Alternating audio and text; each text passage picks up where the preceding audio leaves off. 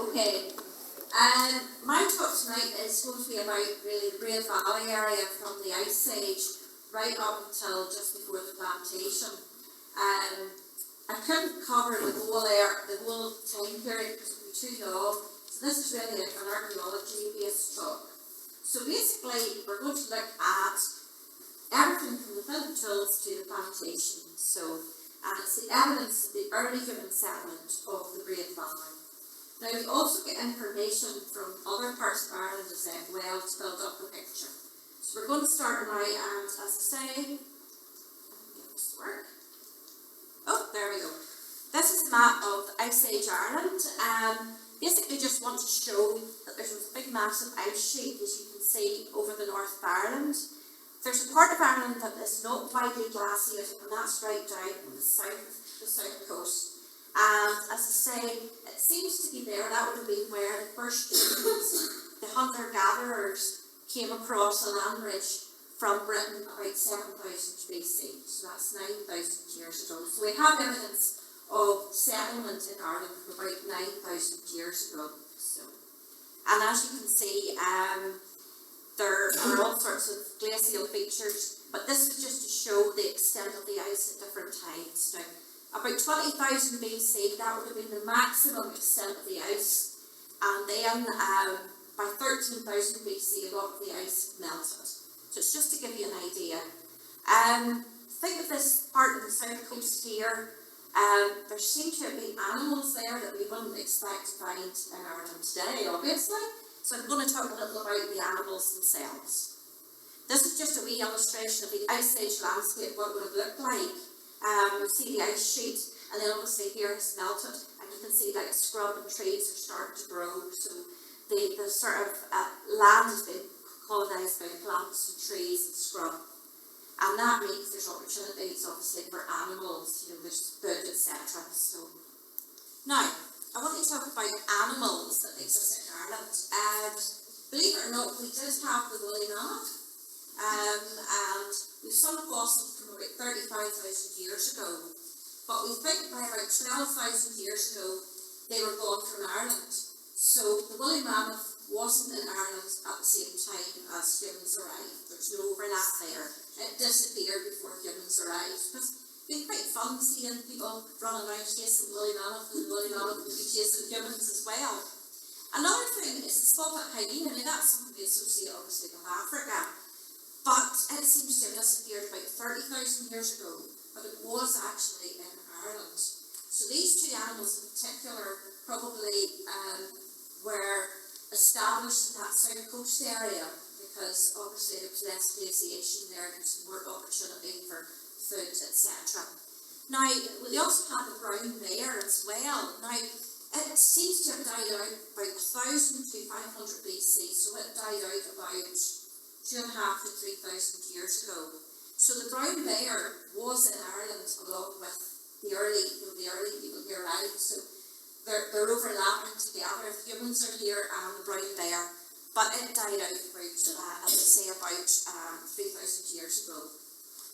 Now the grey wolf is also another predator, and its last sighting of a wild wolf was recorded in 1786. So it was there in Ireland and survived for a long time. So just wanted to show you the type of animals at the end of the last ice age in Ireland. I've done that again. Right. And I have to talk about the Great Irish Elk. Can't not mention the Great Irish Elk. This is another creature that may have existed in Ireland about 3,000 BC. So again, it's an animal that would have been in Ireland at the same time as the Europeans, or the earliest settlers in Ireland. So this is just just basically an image of what the Great Irish Elk would look like. Yes. Evidence from mountain would suggest they could have been there to about 3,000 BC, so about 5,000 years ago. They seem to have maybe survived longer than we initially would have thought. So I'm just going in.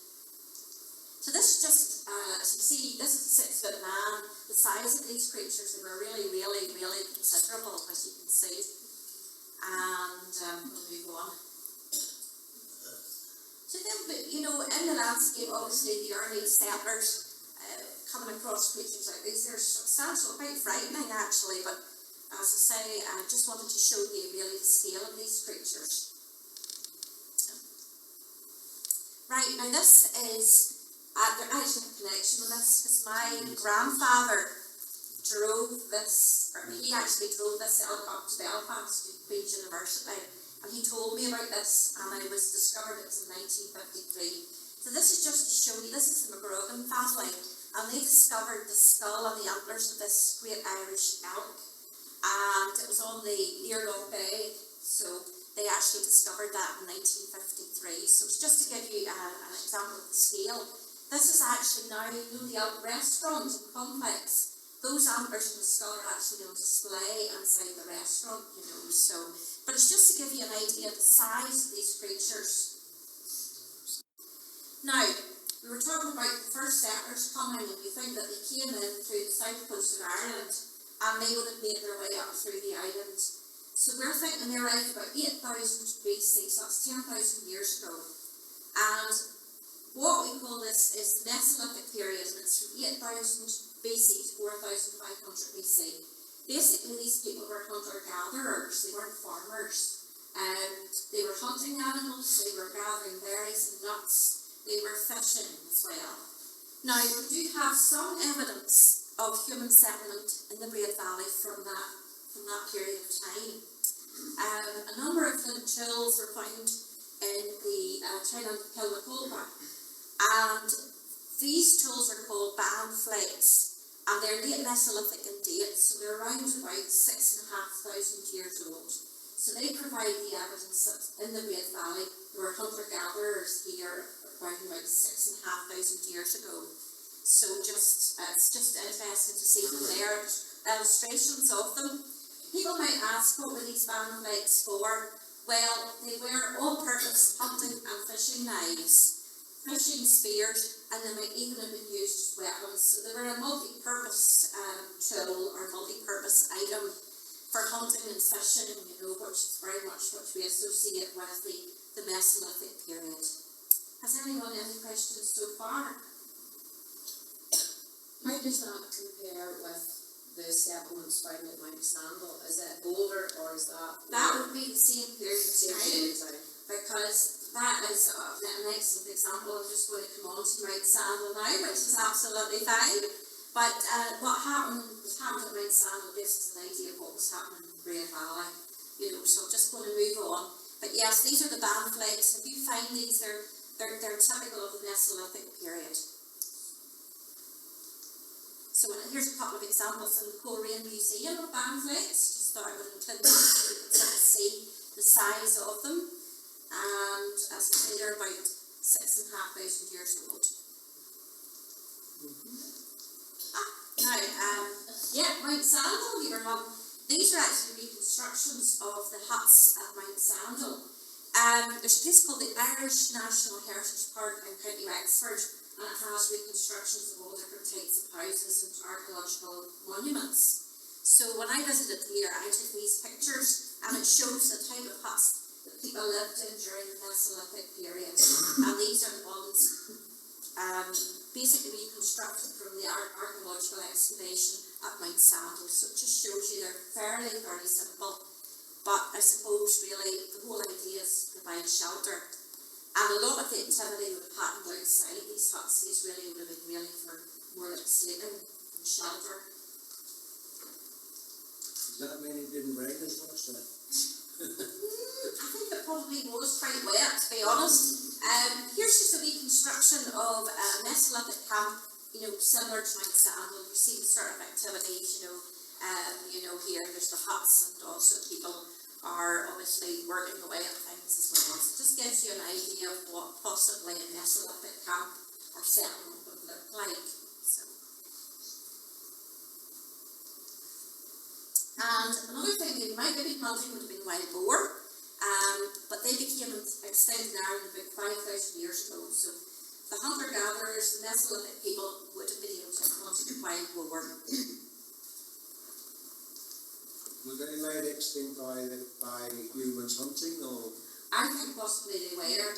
5000 BC is also sometime around about the time of the first farmers as well. So I would say probably forests were being cleared, and upland areas in particular, so maybe they lost their habitat as well. But yes, I would say they were heavily, hunted by the Mesolithic people. This is just a wee reconstruction, just to show you kind of what a Mesolithic landscape would look like.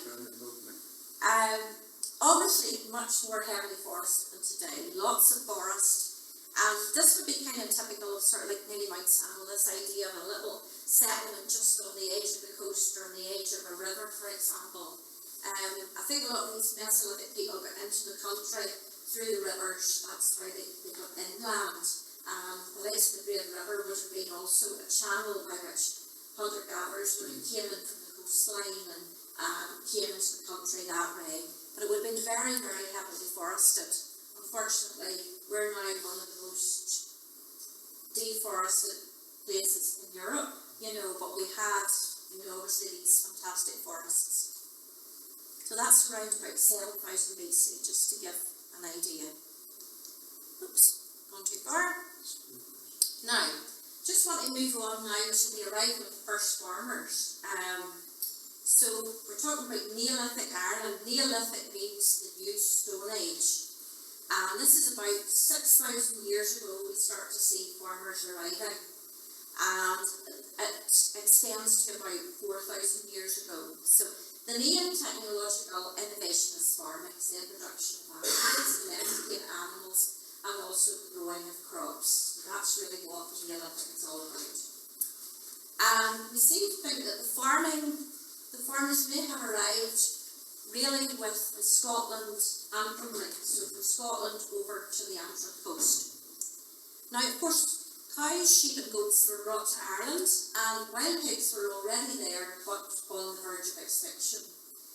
So really, you have to think about these people and their little boats, their little skin boats, bringing these animals, over from Scotland over.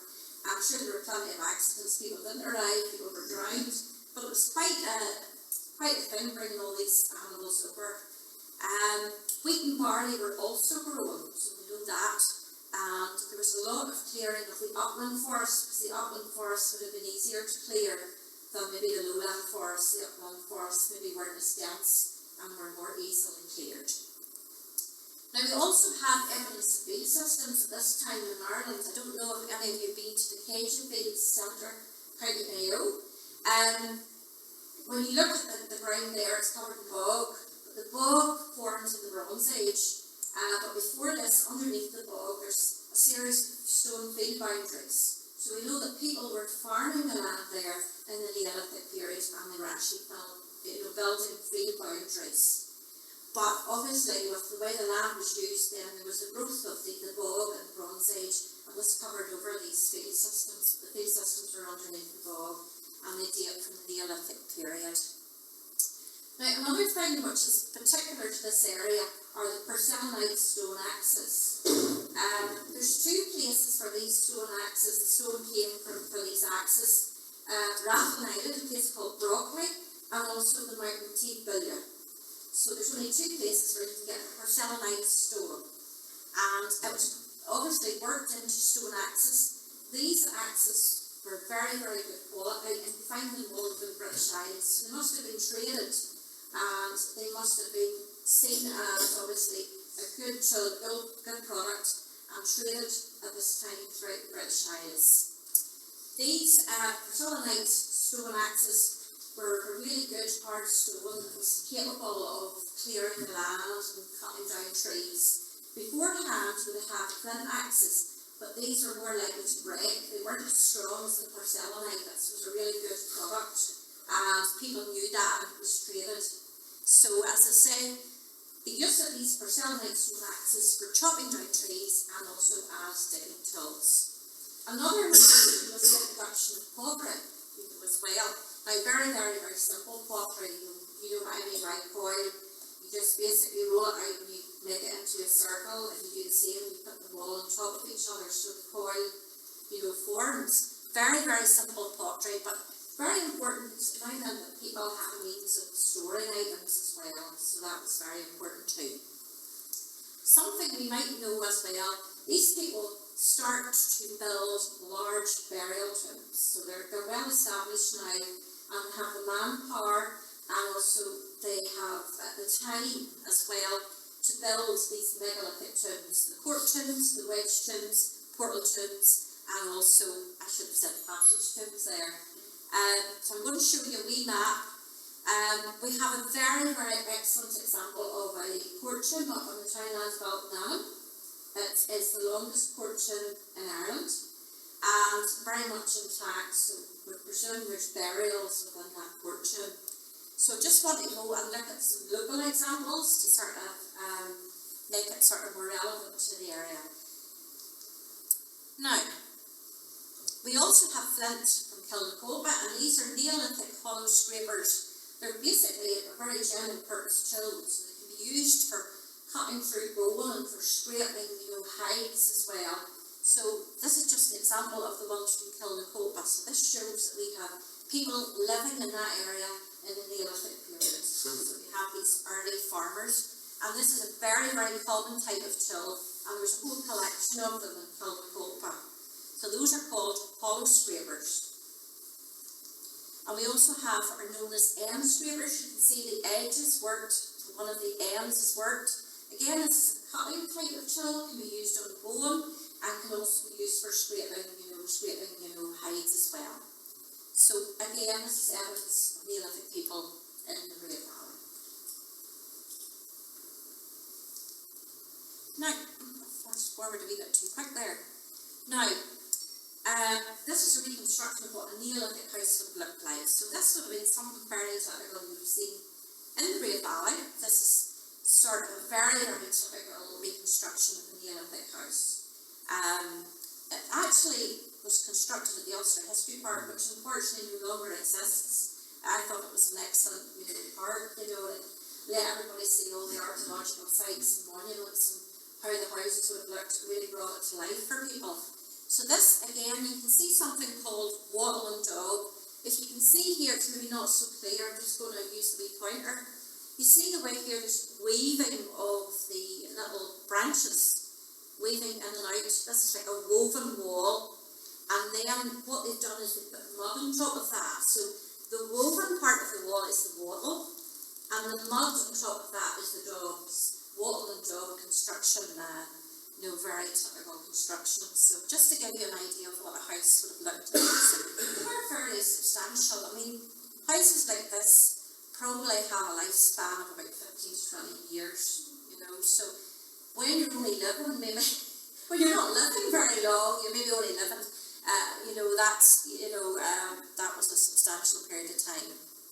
So we'll just move on. This is another example of a Neolithic longhouse. Now this type of longhouse we see it all over Europe in the Neolithic period, these type of longhouses. Now this is a bit different. This is from the Irish National Heritage Park in County Wexford, and this is another, their interpretation of what a Neolithic house would have looked like. I think this would have been excellent from the point of view of the roof, that the water would be guided off the roof well away from the wall, because I think part of the problem with these houses is the wall starts to rot, but having this long roof guiding the water off, probably maybe the house would last a bit longer, but this is, as you can see, it's a much more really substantial dwelling.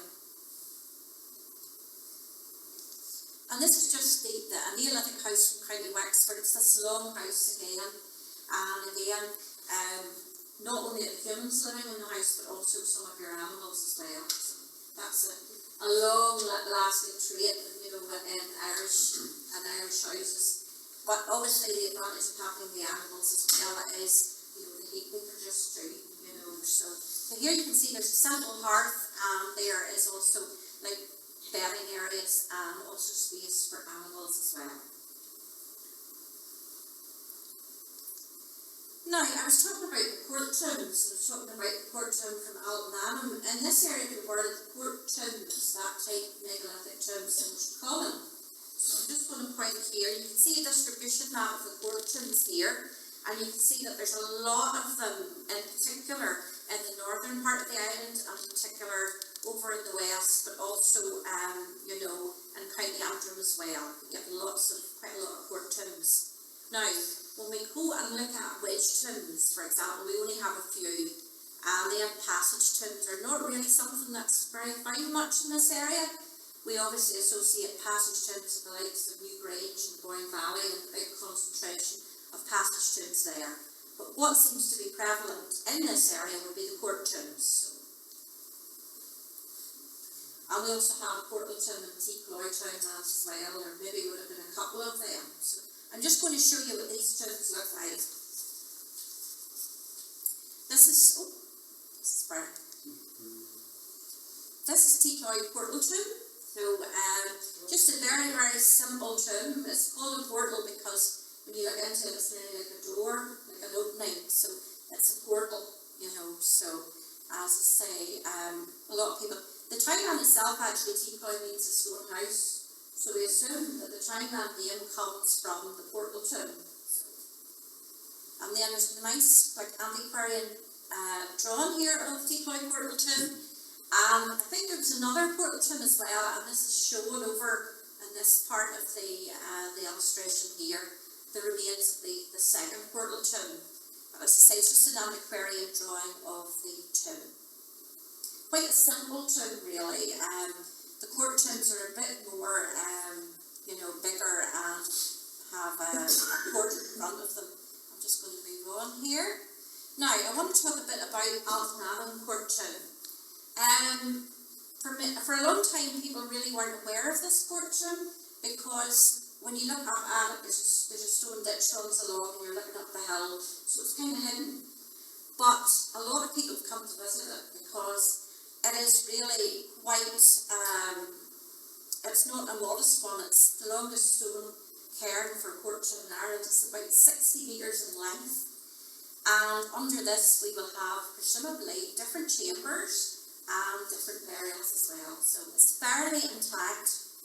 When you look at the historic monuments record, it is not actually shown on the historic monuments record, it's just a little cross. I think what they're trying to do is they don't want people up there interfering with it. It hasn't been excavated, and really it is a fantastic example of a court tomb. I mean, it's 60 metres in length, it's a substantial construction for the people of that time. We assume the people who are buried in these tombs are the elite. They are the ruling classes of that time. These are not just ordinary people, these are the important people, and they're obviously been venerated by building these large, court tombs and tombs. So it's quite substantial, as you can see, and as I say, a lot of people have looked at it. It's really only in recent years the importance of it has been seen, and there's been lots of visitors to see it. I take it that the wall that's beside it was nicked from the tomb. Probably. That wall actually has been the means of people not knowing about it, because when you go up the hill, the wall's there, and that's probably hidden it and preserved it, which is a good thing. But there were two standing stones there. There are, and there's also a suggestion of a portal tomb at the upper end as well, so it's quite a complicated one. So now we have a reconstruction just to let you see what it would have looked like when it was completed. You can see it's called a court tomb for a reason. This front bit here, where the people are all standing, is the court. And the assumption is that people came here with food offerings, and they came there to, there's sacrifice, I think, happening there as well. I don't know if there were sacrifices, but certainly people brought food offerings, and people would have met there, and I suppose venerated their dead there, and met up. And as I say, it just gives you an idea of what the shape of the court tomb would have been like. And I say that they're called a court tomb because of this area just in front of the court.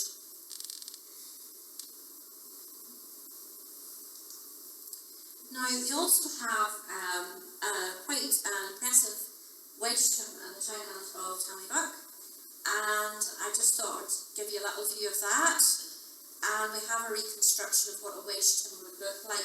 It's called a wedge tomb because if you looked at it from above, it's the shape of a wedge. So it's a very simple reason why they're called wedge tombs. Let's see.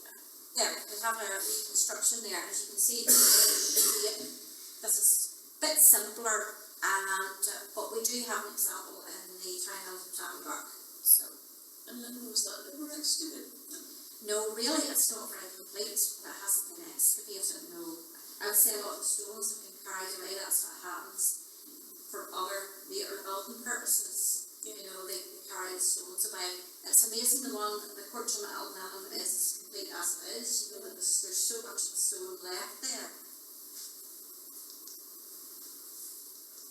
Now, I just want to show you a picture of these lovely porcelainite stone axes. You can see how they have been worked and honed and polished, and it's a volcanic stone, so it's a bit harder, so it's much more useful when you're trying to cut trees down. You have a flint axe, quite often it'll shatter, you know. So these really are, not only are they great work tools, but they have a symbolic significance as well. There's a thing called the Lone Board, and it's a whole collection of these really, really large porcelainite stone axes as well. They don't look as if they've ever been used, but they may have been some sort of, I don't know, some sort of a hoard was given to somebody. But these are items of prestige, and as you see, they're very well polished, and because they're volcanic stone, they're harder and they're more use as well.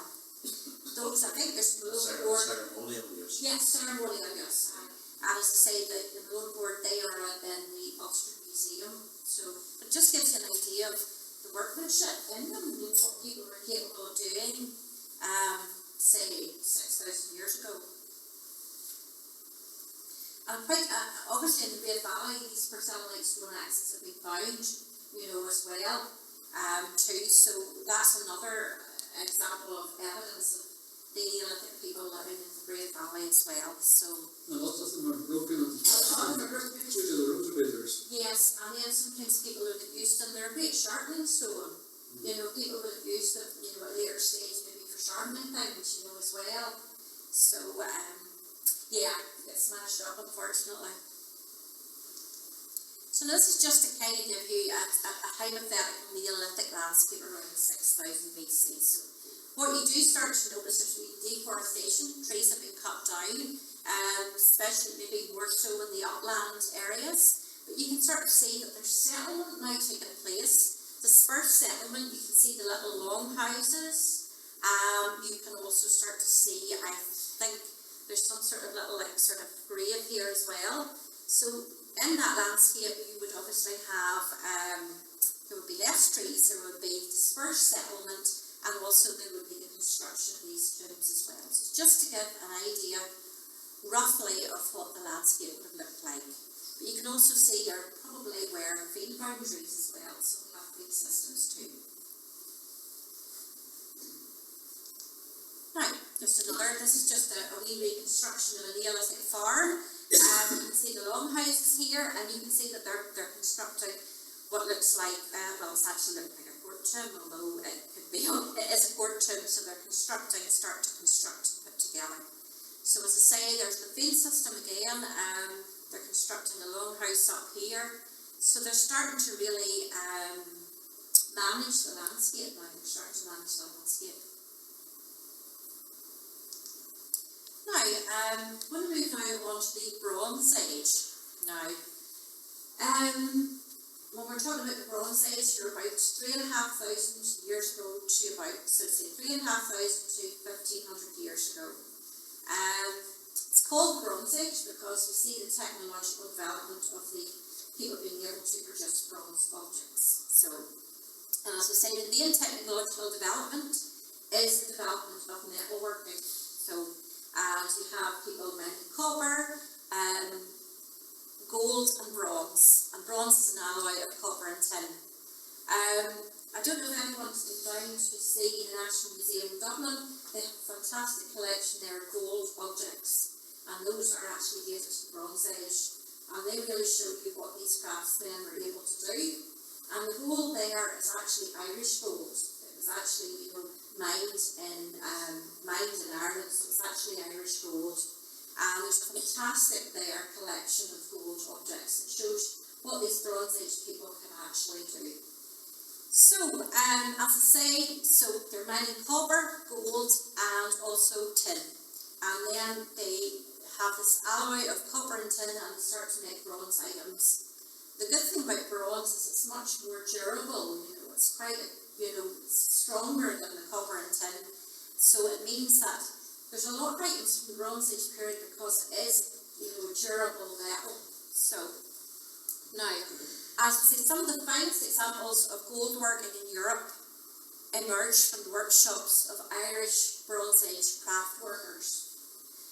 What they're producing in gold and bronze is on a par with anything else that's produced anywhere else in Europe. And this is sometimes known as the first golden age of Irish archaeology.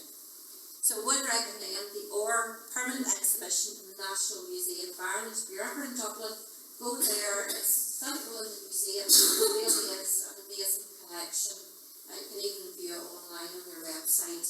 But it just shows what people could do, say 4,500 years ago, what they were capable of doing. We still have flint tools as well, not just bronze tools. We have flint tools, and polished stone axes are still being used because they're a good item. The porcelain-like stone axes are hard, and as I say, they're good for cutting trees down.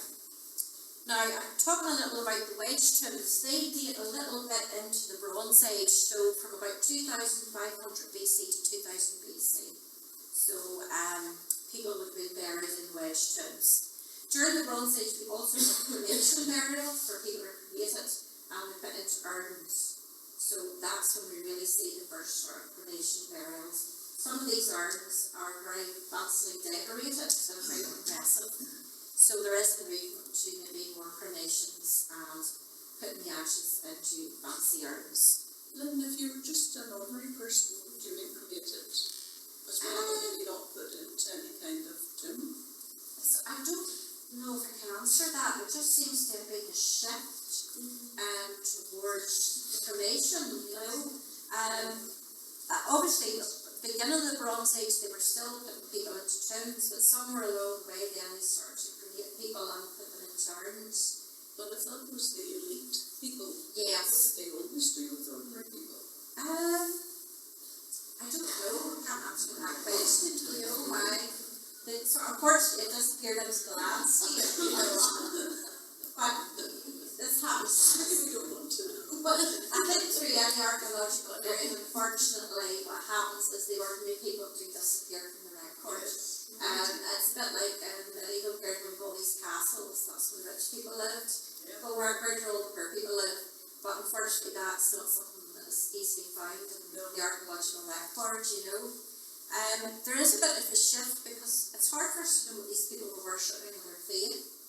In the Neolithic period, with the likes of passage tombs and those sort of tombs, it seems that it was an earth-based religion. But somewhere along the way, into the Bronze Age, they start to look to the skies. And they start to build stone circles, stone alignments. They're looking at the position of the sun and the solstices and all this here. And they start to build complicated stone arrangements. So they move from essentially more of an earth-based religion to the sky. And we think that might be due to climatic change. They're realising the impact of the weather. It got a lot better. And I would say to a certain extent it had a big impact on, their crops and things. So they were realising the importance of, there's somebody up there, we need to placate. But yes, it becomes more sky, looking to the skies for inspiration. So these are some Irish Bronze Age axe heads. So you see these flat ones here, those would be the earlier ones, the basic ones they produce. You see this lovely one here, it has a socket, so it requires a lot more technology to produce the socketed axe head. But as you can see, those have survived really well actually in the Armagh Robinson Library.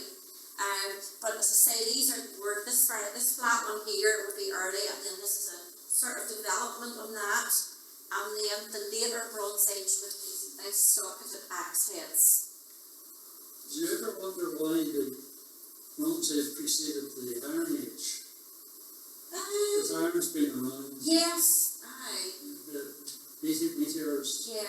The thing about I just want to say about the Bronze Age, we have all these lovely items because bronze is much more durable. It will survive better than iron. And then we go into the Iron Age and it's not the same. We do have some magnificent finds, but a lot of it doesn't survive the same as bronze does. So It's we the have, chemistry as well. yes, Tulips you can melt yes, copper and tin allows them to make bronze. yes, The smelt iron, higher temperature, yeah, much higher. yeah. So as I say, this is a nice example of the bronze accents, very typical artefacts of this period. Right, we'll move on. Now, I just want to talk a little about, we also have daggers and rapiers. These are also featured in the Bronze Age as well. They were able to produce these daggers, and then you can see this one here. Basically, the rapiers developed from the shorter dagger. So this is just a few examples of some that have been discovered. So there's quite a lot of technique and technology to produce these items.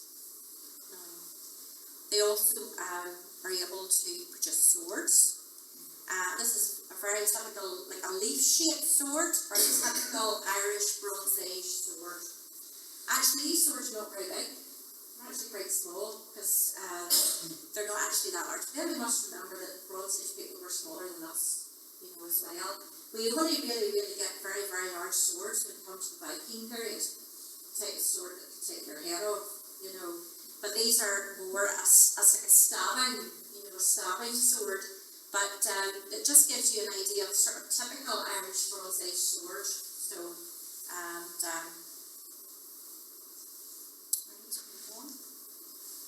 right. Oh, right then. So just a wee summary of some of the items from the Bronze Age. You can see there's an accent here, socketed accent, and then we also have a spearhead as well. And this is sort of a dummy to show us how they actually created stone bowls. They cut the stone into the mould so they could pour the molten metal in. And this is how they created the likes of the spearhead as well.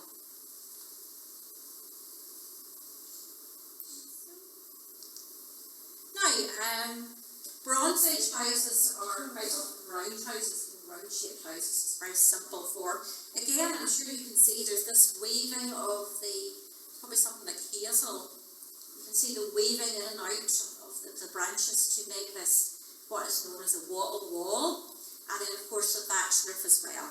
This is just one that was recreated at the Craigan Centre near Oma, so it just gives you an example just of what the structure would have been like. So very typical Bronze Age house.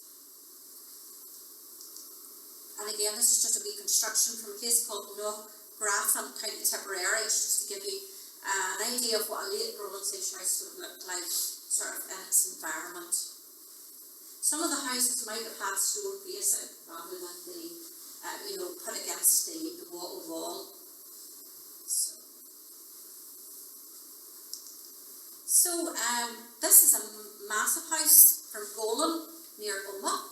This is a really considerable size of a round house. It's just to let you see that one as well, and you see there's pens for the animals and stuff, but a very, very substantial structure. So they weren't just small houses, they were able to build them really big, as well. To what extent were the fences to keep the animals in, and to what extent would they be defensive?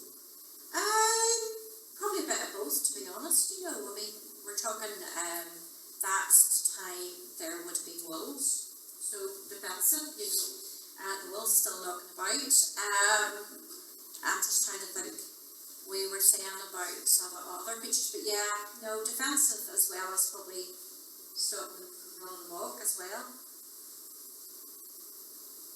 Is that from an archaeological dig? This is from, it's a reconstruction from Golem, yes, from an archaeological dig. As I say, somebody, an archaeological illustrator then has reconstructed it and shown it as it is. So it's very substantial compared to most, so I think this might be the home of somebody of some importance. Now, this is an excavation done at Portstown, Portrush, and this is like a reconstruction of a Bronze Age settlement. So just to give you an idea that these houses, sometimes there were settlements where there were a large number of these houses together, and the evidence was found for this at Portstown near Portrush. So just gives you an idea of the settlement and also the fields around as well. So. Okay. So again, just this is a hypothetical Bronze Age landscape, just to give you an idea. You can see houses here, but as I was telling you, they started to build these, like there's this here, right on. I'm not very good with this. You see here, this is like a henge monument. You start to build things like that in Bronze Age. We also have these ring barrows. Those were for burials. You have stone circles, stone alignments, and you have like a sort of, what we would call like curses running up to the stone henge. So they do seem to have changed towards, looking towards the sky in terms of their beliefs. So it's not just about, their farms, their settlement. They also have, obviously, these ritual structures. Unfortunately, it's hard to say what people believed in because we don't, we can just judge by what we see. We try and figure out, what's actually happening here. But if you go to somewhere like Baymore Circle Complex in the Spartan Mountains, there's loads of alignments and stone circles there, and it really gives you a great idea of, what some of these rituals centres were like. I think, unfortunately, in the Great Valley, there probably were stone alignments, but a lot of stones have been taken away, so you probably only end up with maybe a couple of standing stones. People remove the stones, obviously, to use them for later building purposes. There also, I think, in the early Christian period too, when Christianity comes to the area, there's obviously people around, there's all these pagan monuments and such, so again, I think they might be removing them and taking them apart and using the stone for their own purposes, so, right. Now, we're moving to the Iron Age, so we're talking about 500 BC, so about 2,500 years ago. Now, Lisnaproper Bog was a votive site. Basically, it was a big hoard of metal items that were basically deposited into the bog there.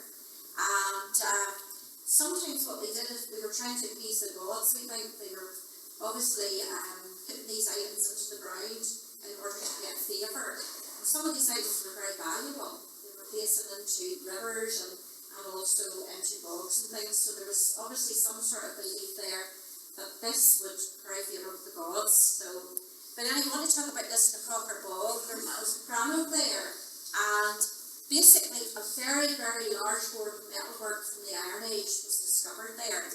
The largest find of Iron Age metalwork ever found in Ireland was made at Lisnaproper Bog, and this was in the 1880s.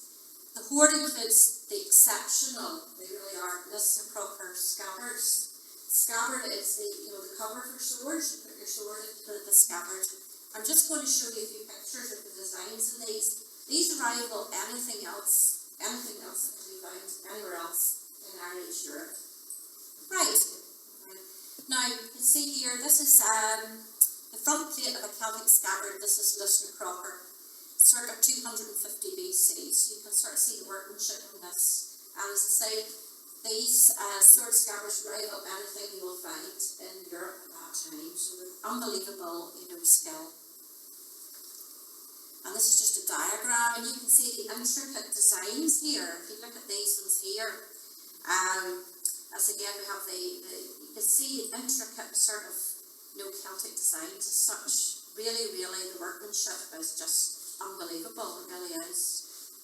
So just a wee bit of detail here. So again, you can see the sort of curvilinear designs and all. It really is, really high skill stuff.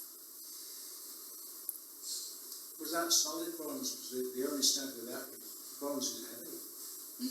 They would have been, yeah. No, as far as I know, they solid bronze, yeah. And there was an iron sword that was inside of it, is that? Yes. Yeah. So I presume it's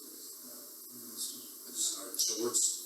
these are not for the Bronze Age, but because they have Iron Age design on them. But obviously, items made out of bronze. So, but as I say, this design is very much from the Iron Age decoration. So, but amazing, it really is. Really high skill stuff. And again, just another example of design as well. So it's amazing locally, the items that have been found, it really is. level of skill involved too. This is an iron spearhead from Mr. Crocker, so it just gives you another, it was a really massive big board, but as I say, just wanted to show you the spearhead as well. Just wanted to show you a reconstruction of an early Iron Age houses. A lot of the Iron Age houses were circular, so this is from a place called Cragnowan, Crannog. I think it's a park, I can't remember what county it is in South Ireland. And then it just shows this here, somebody building an Iron Age roundhouse. I just thought it was a really good picture to kind of let you see this kind of wobble, you know, the way it's woven in and out. Hazel would have been brilliant for that because it's really empty and all, so it would have been really, really good, just to give you an idea. And as I say, these houses probably about 20 years old, they would last for about 20 years. Now, I'm going to move into, I hope I haven't worked too much, but I'm going to move into the early Christian, early medieval period. We have lots of examples of archaeology in this period in the Great Valley. We have all the round forts and rafts. We have souterrains, underground passages. So I think once I remember being told that in this period we're very, very rich in terms of archaeology.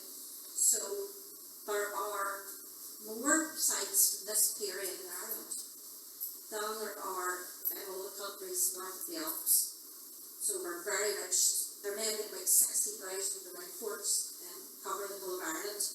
So there is a great wealth there of monastic sites, souterrains, ring forts and rafts, and so there is a real wealth of archaeology there. So I'm sure everybody knows the ring fort somewhere in the Great Valley, the old one, souterrains as well, too. But anyway, it's very much a rural landscape still, but a lot of trees have been removed. There's a lot of deforestation.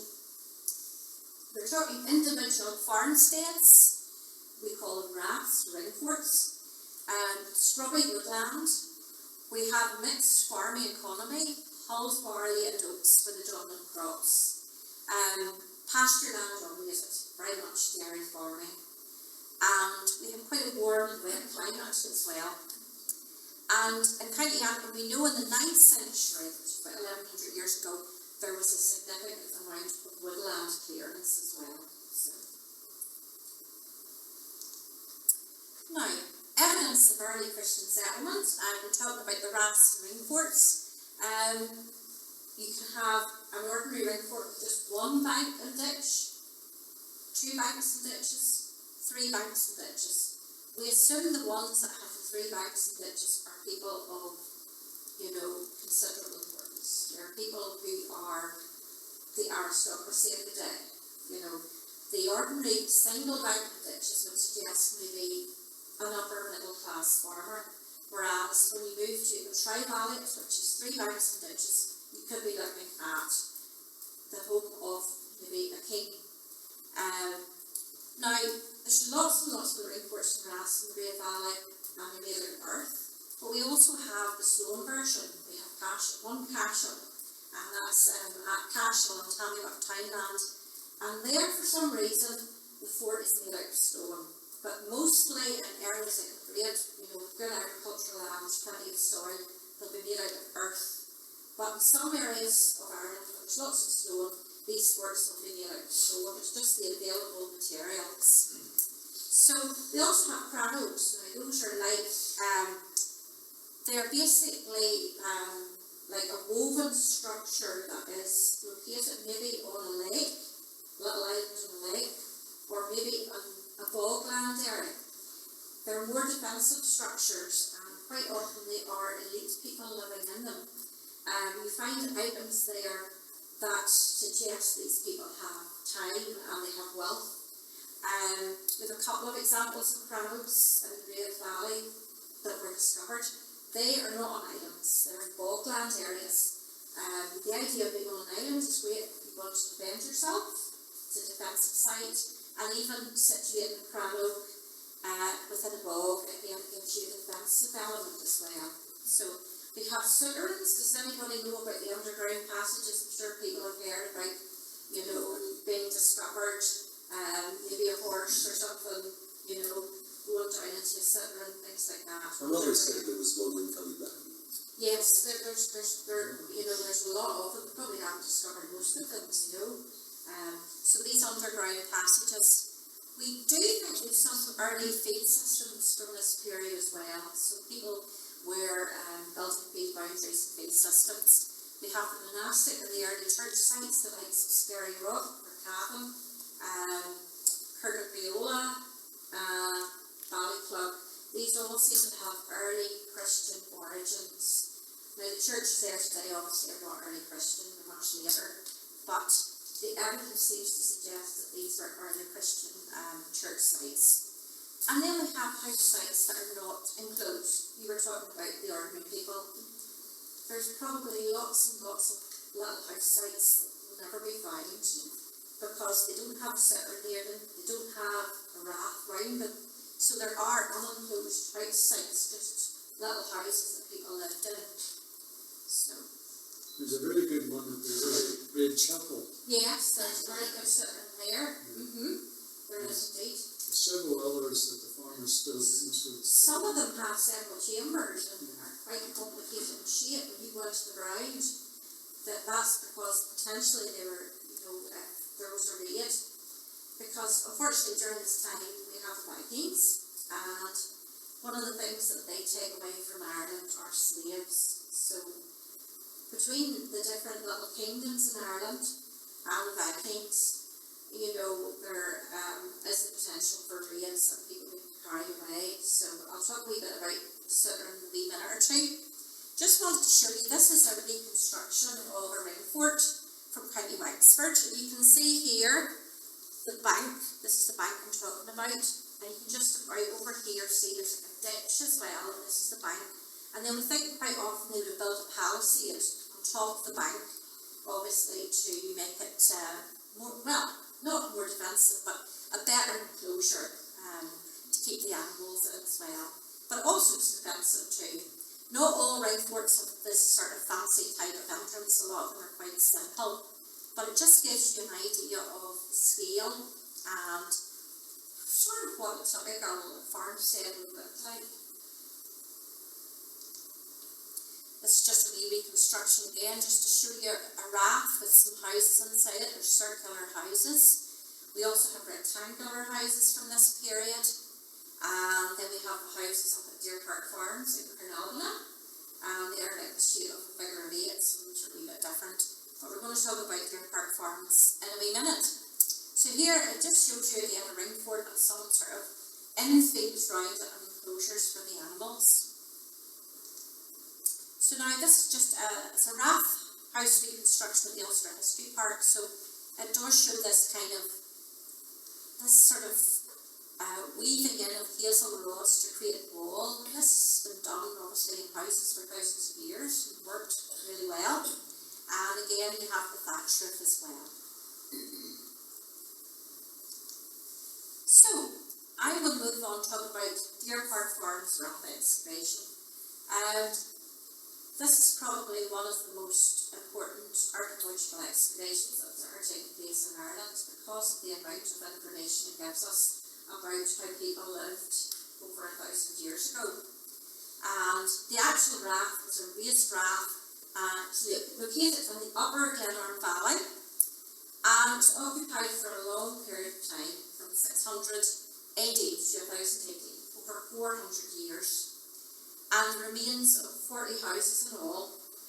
Basically, people built their houses and then they knocked them down, and they left them, and they kept building layer upon layer upon layer of houses. So there was about 40 houses in all.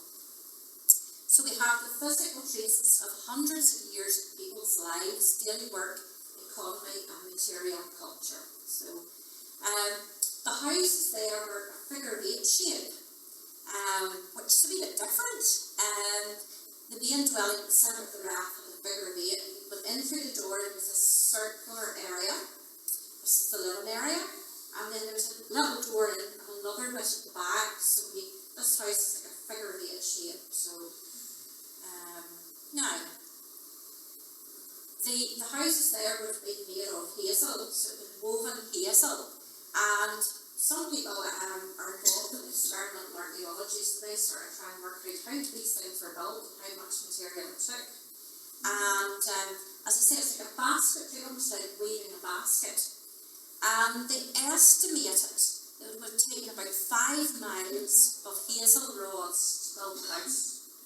So obviously there was a lot of hazel, hazel trees in the area, and it results in a very strong structure as well. So I thought that was amazing. 5 miles of hazel rods to build a house, so it's quite a substantial amount of material. The houses were double walled. They understood the importance of the cavity wall. So, and maybe, you can obviously fill the in-between the cavity wall with things like moss or, weaving sheep's wool or whatever. But they understood the importance of that, obviously, to sort of insulate, make the house warmer. So that was, and it was actually the inner wall of the house that bore the weight of the roof, so as well. So the outer wall mainly served to retain the insulating material, grass, straw, weeds and bracken in place against the inner wall. When you went into this house, first thing you would have seen would have been a central rectangular fireplace, the heart of the home. On either side, to left and to right, you would have 2 bedding areas where people could sleep on either side of the house. And we estimate that a lifespan of this type of house, 15 to 20 years. So, for most people really, the time they would say marry, 20 years down the line, 35, it's not really going to be terribly long before they're actually going to be dead, the life expectancy. Now, this is a reconstruction of the house from Deer Park Farms, which showed this larger front bit and then this little bit at the back, which may have been used as a storage area at the back. Or somebody said actually it might have been that somebody married into the family, it was an extension, a little extension of the house as well. Could be, or else somebody else came to live. It could be a storage as well, or you could keep an animal in it too, I suppose, if you wanted. So, but it just gives you an idea of what the house would look like. I think it's great that there's all these parks and things, really do bring the houses to life, Right. Now these people, they, as I said before, we think this is the home of an upper middle class farmer. Now you might ask, how do you do that? During this period, there was a lot of legal information, there was a lot of laws. And if you wanted to be a certain status person, there's a whole list of what you would have to own. And the type of house and all the different things you would have, and that would make you a specific type of person or a specific breed. So we have these great laws. That's another thing we're so lucky. We have these laws, these early Irish laws that tell us about how people were graded, how they were seen, how they were classed. So from what we can gather from what they had at Deer Park Farms, we think it's the home of an upper middle class farmer. And they used a coppicing method to grow the hazel for their houses and fence. They wore composite leather shoes and woolen clothes. They ate a variety of animal products, cow, sheep, pig. They had access to a water mill for grinding cereals. We knew that because a wooden hub and 2 paddles of a mill wheel were found during the excavation. We ploughed the land as well, because they discovered 2 iron plough tips as well. So these people, were leading a reasonably comfortable life. They made their own stave-built wooden vessels. I'll explain that. Stave-built vessels are where you have strips of wood, and they're created, shaped round to create a vessel, and then there's like a metal hook put around them. I think I have an example here just to show you. See, this is what I'm talking about here. This is a stave-built churn from a raft in County Antrim, and you can see the planks, lined up, and then these metal hooks in order to hold the whole thing together. So that requires some level, obviously, of skill. So we'll go back. So they made their own stave-built wooden vessels. They had light from iron handles and brush-out holders. They had metal cooking pots and hooks for hanging meat. They cultivated wood for dyeing, producing a blue dye. They had personal decoration as well. There's an extensive range of metal pins and coloured glass beads. So they had little luxuries, they had decorative things as well. So this is an example of a 10th century mill at Nendron, County Down. And it just goes to show this is a horizontal mill to give you an idea of the technology, the type of mill that they would have been using. You can see here, obviously, you have your mill race here, and it's turning this here. You can see it turning this here. It's a horizontal mill wheel. That's what's called a horizontal mill. And as I say, it turns this, which then in turn turns your burn. So that's just a reconstruction as well. So, and this is actually just from Nendron, County Down, which was an early Christian monastic site as well. So That was tidal, wasn't it? that was tidal, yes. Wasn't on a river. No, it wasn't on the river, that's correct, yes. But the concept of the horizontal mill, whether you have it as a tidal one or on a river, so. And once you can do this and you can actually, use the mill race, etc., obviously you increase your production and everything. It really makes a big difference, from using a hand burn, it does. Now, this was the steel mill churn. I just wanted to show you the sort of technology in terms of carpentry, what they were able to do. This is from Lisdoo Rath, County Antrim, which I think was near Lisburn. And I think that might have been a swinging churn for making butter. They were very much a dairy economy, so they were producing lots of dairy products. Now, this is just a reconstruction of a castle. I tried to find a picture, I can take a photograph of the castle up in Tavibuck, but I can't find it. So I just wanted to kind of show you, this is like a raft, but it's built in stone, so it's just a hypothetical view of a castle. This is a very nice example, it's always shown in the textbooks, Dromina Castle near Castle Welland, just to give you an idea. The one up at Castle in Tavibuck Townland is an impressive one as well. So it's definitely worth a visit. But just as this is the textbook example. So we go to the cranos. Yeah, there we go. I was talking about cranos and how they might be built on islands or they might be built in bogs. You can see here the houses in this crano is obviously built on a little island. This is from the Irish National Heritage Park in Wexford, and they have constructed this little island. And then these are the types of houses, round houses as well. So just it's a much more, I suppose, defensive settlement. Now, I'm going to move on here slightly. These underground passages we were talking about, the sitterings, you can see this is just a hypothetical one. It's to give you an idea, what way they were built. Essentially, you think they were defensive things. There were raids going on in terms of slaves. Different kingdoms were raiding each other. So there was quite a lot. It wasn't a very settled life. There were 100, I think somewhere in the region of 100 small kingdoms in Ireland. Within those kingdoms, there's quite a lot of civil unrest, between people. There's been a lot of people fighting to the king, as well.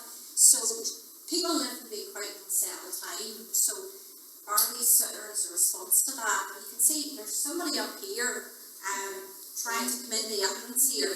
Now, if you were being chased in there, and this is your last resort, you're hiding yourself in the sitter and there's, some nasty person outside trying to capture you, put a slave chain on you. Generally, I wouldn't really want to go into a sitter and not know what's like. Because they have all sorts of little features in them to sort of fool you. And sometimes the level will go down, sometimes they have things called creeps. So to me they are quite, a defensive structure. You can see this person sort of moving down here, there's little turns and there's a creep here. And I went and actually won County Life and really now I wouldn't go into it. But there's a guy, we went down to see this sitter and he opened up, this thing and said, right, if it gets a hard hat, right, he said, right, go. Now it was a very complicated one, but you went so far, and then suddenly you came to a dead end. And you thought, and then you looked up and there's this little tiny sort of space above. You had to climb up there the ladder and up through that, and actually I started to get a bit claustrophobic going through. So, you know, really they had lots of little tricks to sort of try, and if somebody did go down and follow them, you know, you really wouldn't do it unless you were, you know, it's not a good idea to follow somebody into a structure like that who knows it. But yeah, you know, so as I say, these seem to have been deep defensive structures. There's quite a number of them have been discovered in the Great Valley, you know, as well, and some of them are more complicated than others in different chambers. But I think I'll just move on to this other slide. Yeah. What is the use of these things? Well, temporary sort of places of refuge, you wouldn't stay down there very long, but if somebody was raiding, you know, it might be enough to save your life or save your family's life, you take them down and you hide. There's one way of attacking and considering though. If you know where it roughly lies, sometimes what happens is you take the turf off and you take the stone, a couple of the roofs, capstones off it, and put some fire in there and start smoking out that way. So that's one way possibly of maybe sort of testing people out. But yes, certainly I think there are places of refuge, but they may also have been places for storing dairy products, because when you get into a certain temperature's low and it keeps a very consistent temperature. So it's like an early version of the fridge really. So they can be places where you can keep dairy products. This is very much into a dairy economy.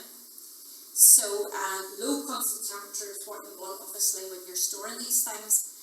Another very, very strange use. Someone has suggested they could have been used as a farrowing pen. It would provide an isolated dry place with little air circulation that sows ready to give birth for bears. So where somebody has suggested that you might put your pig down there and it's ready to give birth and it would be perfectly happy down there. I don't know about that particular one. I would just definitely say refuge and also for storage purposes as well. Right, so moving on to just talk a little about the early Christian church sites in the Great Valley. And just wanted to mention too, in the records, 776 AD, there's a battle at Slemish. The ruling kingdom was the Dalmaridi. They control this particular area, and they became involved in infighting during the 8th century. And in 776 AD, they fought a battle among themselves at the Battle of Slemish. So there was a battle there. A lot of these little kingdoms, there's an awful lot of internal fighting going on, and they were wanting to be king, and it wasn't just straightforward to be inherited insider. So a lot of these kingdoms, there was lots of internal fighting going on, and quite often the kings didn't last very long as well. So as I say, this area, particular kingdom, or the particular people who control this area, were the Dalmaridi. And this is Skerry Church. Now, the site up at Skerry would have been an early Christian church site. This church is much later. It's not, you know, it's a later medieval church. But this was a significant early Christian site, and there would have been a lot of pilgrimage even up to, you know, a couple of hundred years ago. And of course there's obviously the connections with St Patrick as well, which would have made it, you know, more venerable. There are a number of these sites, church sites. I mentioned Brookhaven would have been an early Christian church site. Also Kirkinreola, Ballyclug as well. So now, I wanted to look at animals in this landscape in the early Christian period, say about 1,000 years ago. Well, the wolves lasted up until about the last one, 1786. So there were wolves in the early Christian landscape, so you can understand why they might have wanted to build rafts and forts to protect their animals as well. About 1,300 years ago, that's about 700 AD, up until that point we had the Eurasian lynx, which is this creature here, but it became extinct about 1,300 years ago. And also we have pine martens, as well. From some excavations, pine martens were valued for their fur, so they were quite a prestigious item, so there would have been pine martens as well. Now, looking at the domestic animals, there was obviously cows. They were the main feature in the livestock economy. which is dominated by dairying. Sheep seem to have been valued for their fleece, not their meat. Pigs were kept for meat and lard, and they used horses for transportation and carrying. And all this evidence comes from different archaeological excavations. We actually see what people are eating and what animals they were keeping, so it's all from excavations. Now, this is a slave jail. From this period, late 9th, early 10th century, from County Roscommon, there were slaves in Irish society. People were free and those who were not free. The settlement of Dublin begins to really flourish in the 11th century under the Vikings. And actually it was the biggest slave market in Europe. So people were frightened, and no wonder they were building citterns, because raids were going on. It wasn't just the Vikings raiding, it was other groups and tribes raiding as well. So there was a fear definitely about being captured as a slave. And this is an example of a slave chain, obviously belonging to some, her unfortunate slave was attached to this. So now I just want to move on. Basically I want to move on, just talk a little about the Normans, the arrival of the Normans. This map here shows you about the 11th century, the minor and the major kingdoms of Ulster, just before the arrival of the Normans. And as you can see up here in the north valley of the Dalriada, and then this is the bit we're interested here, the Dalriada, which are the people in this area. So you can see them here. Now, Harryville Motte, it's obviously considered a Norman Motte Bailey. They arrived with Normans in the 12th century as such. And they would have built these Motte Baileys. But there's a question mark over this one here, because we think this might have been built by an Irish chieftain. Because obviously the Normans come, they build these Motte Baileys, but people who are there already see them and think, well, that's maybe quite a good idea, we'll copy that, we'll build that too. It's called a Motte Bailey because this bit here, the higher bit, is the motte, and this is where you'd have your defensive tower sitting on the top, and this flatter bit down here is the bailey. So the one at Harryville is actually quite a good example of this type. So, and it has really a dominant view as well. It has quite a, Now this is just a reconstruction basically to show you how it worked. You have your motte here, possibly a wooden building on the top and a palisade around it. And you have your bailey, this is where you keep your horses and maybe the soldiers as well, and just all your buildings you need, like your all those sort of ancillary buildings. Obviously if there's an attack, you can move up into the motte, which is much more defensible, much more defensive. So just to give you an idea. Now, this is actually clock, so I thought I'd show you this one. So it's sort of like a reconstruction, and you can see here again, and this is actually a natural outcrop of rock, which lends itself very well to like a motte and a bailey. So you have your keep up here, and then you have your bailey here as well. So this is about circa 1220 AD, so just to give you an idea of how this would work. Now, I just wanted to talk very briefly about woodland. Basically, we've lost so much of our woodland, really have. Even by the early Christian period, about 1,000 years ago, a lot of it had gone. If you want to look at very, very old woodland, the ancient woodland, we only have about 0.04% of our land area, which is ancient woodland. And ancient woods are classified as woods that existed before 1600, before the plantation.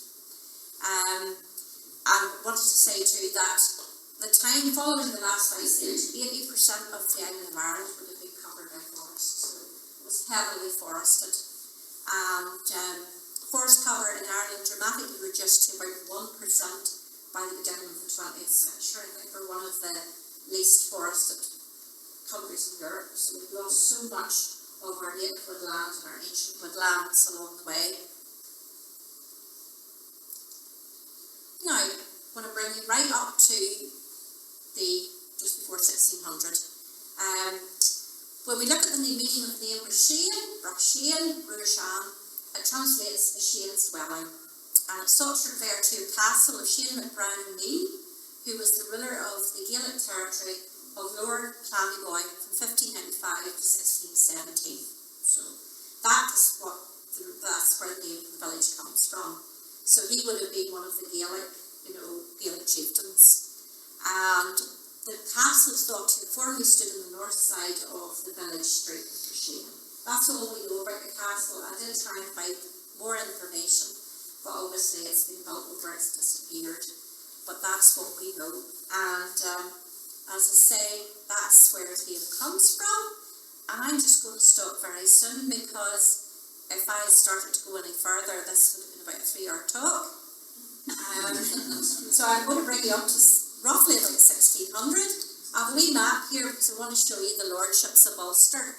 And we were talking about this guy, Clanniboy. So there you can see here, this is Clanniboy here.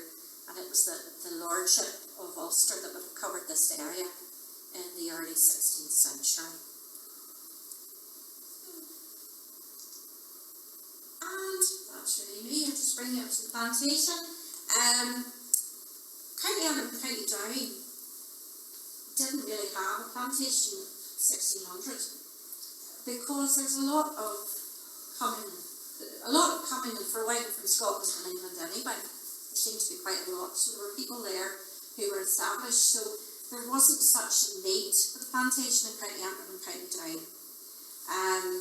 There were some of the other counties that were maybe a bit more unruly, and they needed to be brought to kind of